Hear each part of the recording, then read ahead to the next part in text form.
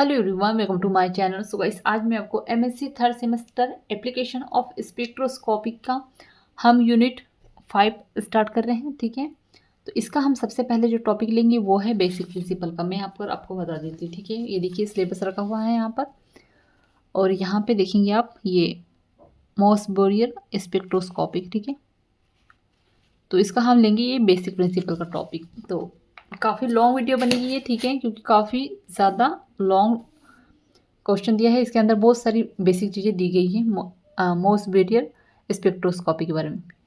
तो चलिए वीडियो को स्टार्ट करते हैं। चैनल पर नए हैं तो प्लीज़ चैनल को सब्सक्राइब कर दीजिएगा, बेल आइकन प्रेस कर दीजिएगा।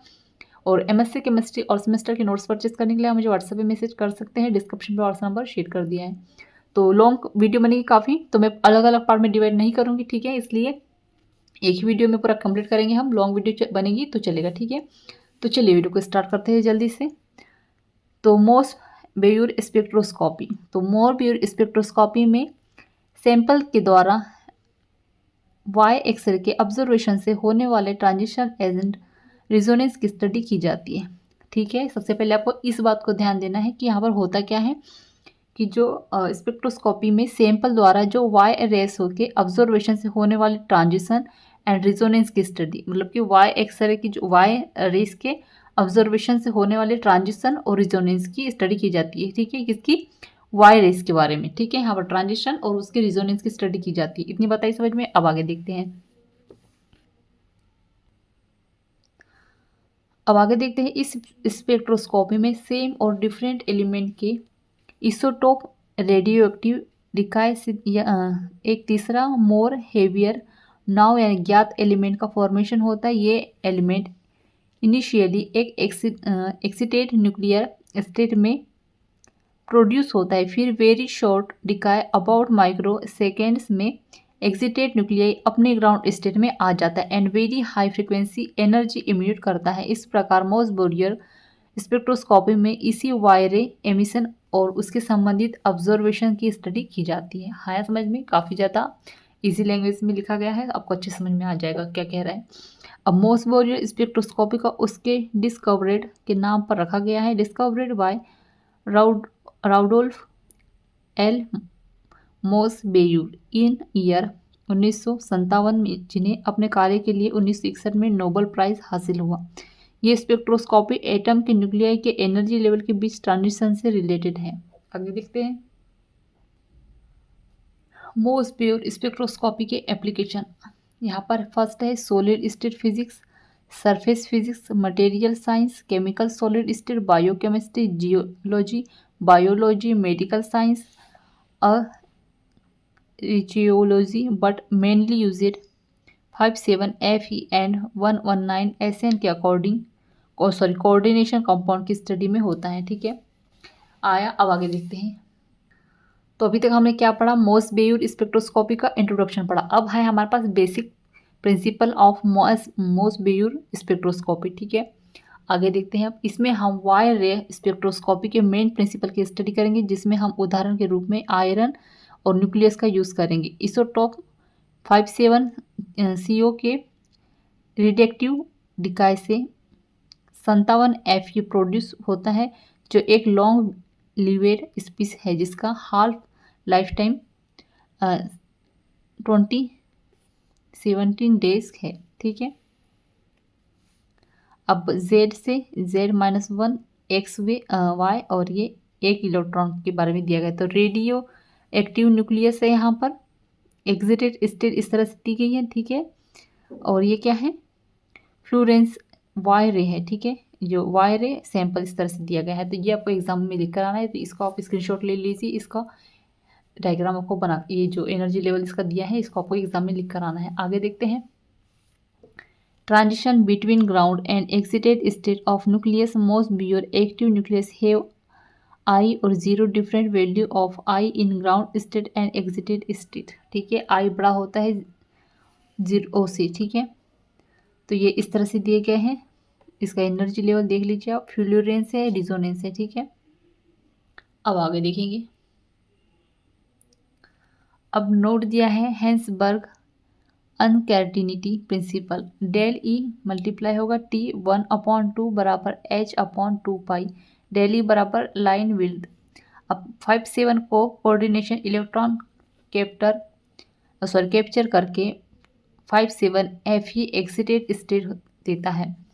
5-7 Fe स्टार बहुत जल्दी अपने ग्राउंड स्टेट 57 Fe पर लौटता है। उसके दौरान एनर्जी चेंज हो जाती है। तो यहाँ पर देखिएगा कैसे होगी एनर्जी चेंज। तो डेल ई बराबर 2.13 मल्टीप्लाई 10 माइनस 15 जे पर न्यूक्लियर होता है। इसलिए एमिटेड वाई रे की फ्रिक्वेंसी V बराबर डेल ई अपॉन एच बराबर 3.5 मल्टीप्लाई 10 एच जेड बराबर फिगर 0। अब अगर दूसरे Fe न्यूक्लियस की इनिशियल ग्राउंड स्टेट में इमिटेड रेडिएशन बीम पर रखते हैं तो Fe 4.5 इमिटेड एनर्जी को ऑब्जर्व करके एक्सिटेड स्टेट में जाएगा। Fe स्टार ये सारी प्रोसेस एक्स वाई रे डिटेक्टर के द्वारा शो की जाती है। वाई रे ऑब्जर्वेशन केवल तब ही ऑब्जर्व किया जा सकता है जब सर्वे मटेरियल को एग्जाम्पल के रिलेटेड मूव किया जाता है। अब स्टार Fe एक्सिटेड स्टेट की T/2 बराबर 1.5 मल्टीप्लाई 10 माइनस 75। इससे हाइजेनबर्ग अनकैटेनिटी प्रिंसिपल में डेल ई समीशन 10 minus 34 upon del E 6 hertz है। ये अनसर्टेनिटी वेरी स्मॉल है। यहाँ पर excited state energy level well defined है। आगे देखते हैं। Actually related line width del v upon del nu 10 minus 12 very small है। अब शार्प इमिशन फ्रिक्वेंसी के साथ ऐसा कोई भी इफेक्ट जो न्यूक्लियर एनर्जी लेवल में चेंजेस प्रोड्यूस करे या रेडिएशन फ्रिक्वेंसी में चेंजेस प्रोड्यूस करे या रेडिएशन फ्रिक्वेंसी में चेंजेस प्रोड्यूस करके स्वयं ही रिजोनेंस रीअब्जॉर्वेशन को प्रेजेंट करता है। एक ही बहुत ही इंपॉर्टेंट इफेक्ट इमिटिंग न्यूक्लियस के मोशन के एग्जिट करता है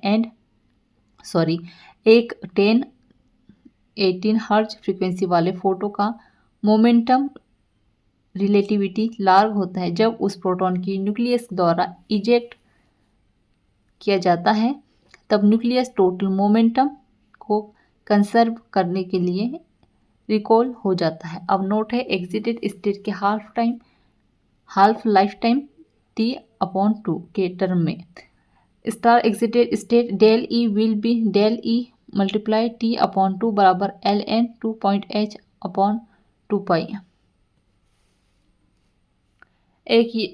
यह एक सिंपल कैलकुलेशन से स्पष्ट होता है कि nuclear recoil velocity 10 square ms-1 होती है। जब कोई मूविंग बॉडी रेडिएशन और साउंड इमिट करती है तब एक स्टेशनरी ऑब्जर्वर एक शिफ्ट फ्रीक्वेंसी को देखता है या सुनता है तो ये डोपल्स इफेक्ट कहलाता है। डेल वी बराबर व्यू अपॉन सी हर्ज इस तरह से दिया गया है। आगे देखते हैं। अब जहाँ पे डेल व्यू फ्रीक्वेंसी शिफ्ट है, वी क्या है रिलेटिव वेलोसिटी सेमिटेड रेडिएशन है, सी क्या है velocity of photon light of vacuum observe है, ठीक है, और वी क्या है फ्रीक्वेंसी ऑफ वेव है। अब रिकॉलिंग के बारे में देखेंगे तो जब कभी कभी हाई एनर्जी पार्टिकल और प्रोजेक्टिव को किसी बॉडी से रेस्ट पर रिलाइज किया जाता है तो realising body back side kick feel करती है, इसे बैकवर्ड पुशेट करती है। इस इफेक्ट को रिकॉल कहा जाता है। यह हाई एनर्जी पार्टिकल्स के ऑब्जर्वेशन के लिए ट्रू भी है। रिकॉल मोमेंटम के कन्वर्जन के लिए जब एक गैसियस एटम और मॉलिक्यूल्स एक क्वांटम एनर्जी इमिट करता है तो इमिटेड क्वांटम के पास हमेशा E/c मोमेंटम होगा। Where c is the velocity of light momentum को कंसर्वेट करने के लिए इमिटर मोमेंटम p के साथ रिकॉल होता है जिससे इसका magnitude equal but directly opposite होती है। Fe न्यूक्लियस के लिए velocity view recalling 10 square ms-1 पर एंड इमिटेड रेडिएशन की 3.5 multiply 18 hertz velocity v frequency 3.5 multiply 18 hertz होती है। आगे देखते हैं। डेल वी बराबर 3.5 multiply 10 18 multiply 10 square upon 3 multiply 10 12 hertz. ये शिफ्ट डेल वी हालांकि मिशन फ्रिक्वेंसी 10 हर्ट्ज के रिलेटिवली स्मॉल है, पर ये 10-6 हर्ट्ज लाइन विड्थ के कंपोजिशन से वेरी लार्ज है। न्यूक्लियर रिकॉल इमीडिएट फ्रिक्वेंसी के लगभग कुछ मिलियंस ऑफ लाइन विड्थ से दूर ले जाता है। ये दूरी ऑब्जर्वेशन फ्रिक्वेंसी की पोजीशन से है। ये ऑब्जर्वेशन फ्रिक्वेंसी वाइड स्पेक्ट्रोस्कोपी को प्रिवेंट करती है। जनरली सामान्य न्यूक्लियर फ्लूरेसेंस एक्सपेरिमेंट लो लाइन एक्सिटेड स्टेट को इन्वॉल्व करते हैं, जिसका लाइफ टाइम 10-11 to 10-4 होता है। इसके अनुसार लाइन विल्ड रेंज 5 to 10-11 भी हो जाएगी। डी ब्रोगली रिलेशन से इमिटेड वाई रे की वेवलेंथ एंड मोमेंटम को दिया जाता है। तो P बराबर H अपॉन लेंथ हो जाएगा ये, ठीक है, L। Corresponding recoil energy R is giving by R बराबर PZ अपॉन 2m। तो m क्या है यहाँ पर? मास ऑफ रिकॉल न्यूक्लियस है, ठीक है। आगे देखते हैं। इसी प्रकार वाई रे के ऑब्जर्वेशन के लिए टारगेट न्यूक्लियस को रिकॉल होना चाहिए। इस प्रकार वाई रे भी सेम एनर्जी रिकॉल एनर्जी के कन्वर्ट हो जाएगी। ई नॉट बराबर क्या है? ग्राउंड स्टेट से अधिक एनर्जी। आर बराबर क्या है? Recall energy. और ये क्या है? एनर्जी ऑफ वाई रे। सबकी एनर्जी यहाँ पर अलग अलग प्रकार से दी गई है, ठीक है। यानी ई नॉट बराबर क्या होगा? ग्राउंड स्टेट से अधिक अगर एनर्जी होगी तो उसको हम किससे डिनोट करेंगे? ई नोट से। आर को हम किससे डिनोट करेंगे? रिकॉल एनर्जी से। ई को हम किससे डिनोट करेंगे? एनर्जी ऑफ वाई रे से, ठीक है। अब इन इमिटेड न्यूक्लियस के लिए वाई रे की एनर्जी ई बराबर ई नोट प्लस आर, मतलब कि इमिटेड न्यूक्लियस की एनर्जी ई, एनर्जी वाई रे की एनर्जी क्या है हमारे पास? ई है। और हमने क्या लिखा? ग्राउंड स्टेट से अधिक एनर्जी को हमने ई नोट से, और ये आर क्या है? रिकॉल एनर्जी, ठीक है। इसको मतलब कि इसके बराबर दोनों क्या है? ये प्लस प्लस में कर दिया। अब ई नोट यहाँ पर क्या आ जाएगा? ग्राउंड स्टेट से अधिक एनर्जी प्लस यहाँ पर PZ अपॉन 2m, ठीक है। अब ऑब्जर्वेशन न्यूक्लियस के लिए ई बराबर ई नोट बराबर हम इसको क्या लिख सकते हैं यहाँ पे? PZ upon 2m। अतः emission and observation line 2R होगी, जिसे फिगर में शो किया गया है। इस रिजोनेंस ऑब्जर्वेशन की ऑर्डर इस तरह से डेल ई 2R और ये इस तरह से। तो इसका आपको क्या करना है? स्क्रीनशॉट ले लेना है और एग्जाम में लिख कर आना है। आगे देखते हैं। ए नंबर में है रिजोनेंस ऑब्जर्वेशन, बी नंबर में है resonance observation and emission the required condition to observe the MB effect. First में है रिकॉल एंड थर्मल ब्रोडेनिंग को अवॉइड करने के लिए सेम कैटम मॉलिक्यूल एक्सेट्रा को सॉलिड स्टेट में होना चाहिए। बी में है रिकॉल लेस इवेंट्स प्राप्त करने के लिए energy E Y E T fairly low होना चाहिए, 10 to 100 के ई वी। थर्ड नंबर में है the life time mean time and T of nuclear excited state T बराबर 10-6 to 10-11 रेंज का होना चाहिए, क्योंकि longer lived nucleus species extremely narrow width lines उत्सर्जित करेंगे तो डिटेक्शन डिफिकल्ट होगा। 4 नंबर में internal conversion electron coefficient alpha समानुपाती है स्मॉल एज पॉसिबल, यानी समानुपाती किसका होगा? 0 होना चाहिए, ठीक है। 5 नंबर में कह रहा है कि रिकॉल ट्री वाई रे इमिशन और ऑब्जर्वेशन के लिए सैंपल को सॉलिड होना चाहिए, यानी क्रिस्टल Fe क्रिस्टल होना चाहिए, ठीक है। मतलब कि क्रिस्टल क्या होना चाहिए? Fe क्या होना? क्रिस्टल होना चाहिए। लो ET वैल्यू के लिए फॉलोइंग टाइपिकल पैरामीटर रिक्वायर्ड होंगे। आगे देखते हैं। अब यहाँ पर देखिएगा, ये कुछ एलिमेंट्स दिए गए हैं।